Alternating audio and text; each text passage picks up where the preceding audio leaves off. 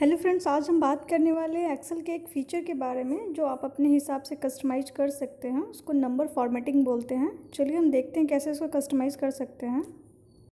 आप सभी का स्वागत है हमारे टेक फॉर जन इंडिया यूट्यूब चैनल में, और ये हमारे यूट्यूब चैनल है, इसे प्लीज़ सब्सक्राइब कीजिएगा। आज हम बात करने वाले हैं नंबर फॉर्मेटिंग के बारे में, कैसे आप अपने कस्टम फॉर्मेट क्रिएट कर सकते हैं नंबर फॉर्मेटिंग में। ठीक है, ये मैंने पहले से डेटाबेस बना रखा हुआ है। यहाँ पे आप देख रहे हैं क्वांटिटी में पीस जैसे हमें ऐड करना है, तो जैसे मैंने यहाँ पे टाइप करके पीसेस लिखा, तो ये देखिए हमने जो भी मल्टीप्लाई कर रखा हुआ था टोटल अमाउंट में, वहाँ पे एरर शो करने लगा। ठीक है, ये हैशटैग वैल्यू करके आ रहा है। ठीक है, ये एरर है। तो हम इसमें कैसे जो भी क्वांटिटी है उसमें पीसेस या फिर जो भी पैकेट या जिस भी फॉर्मेट में आते हैं, हम अपने हिसाब से उसको ऐड कर सकते हैं।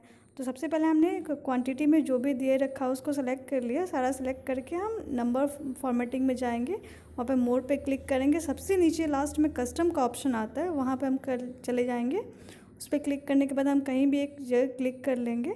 ठीक है, उसमें अपने हिसाब से जैसे पीसेस ऐड करना है तो पहले डबल कोट स्टार्ट करेंगे, फिर पीसेस लिख के फिर डबल कोट हम क्लोज़ कर देंगे।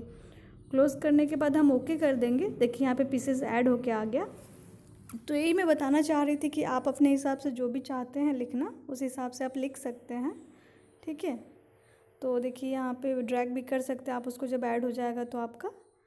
ठीक है, जो भी नेक्स्ट आपको इंक्रीज़ करना हुआ डेटा तो आपको।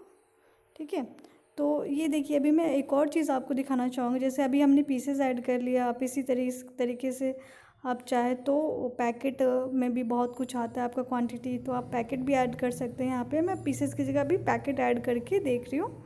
ठीक है, मैंने पैकेट ऐड किया और ओके किया। देखिए आप 5 नंबर में जाइएगा, 5 नंबर जो कीबोर्ड है वहाँ पे पैकेट ऐड हो चुका है, आप चेक कर सकते हैं।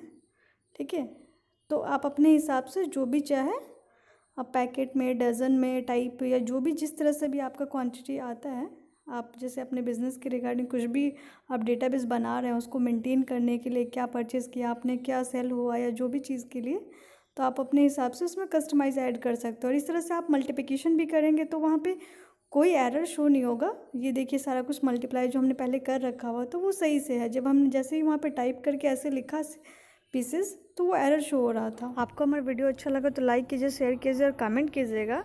आप कुछ भी पूछना चाहते हो तो कमेंट बॉक्स में हमें लिख सकते हैं।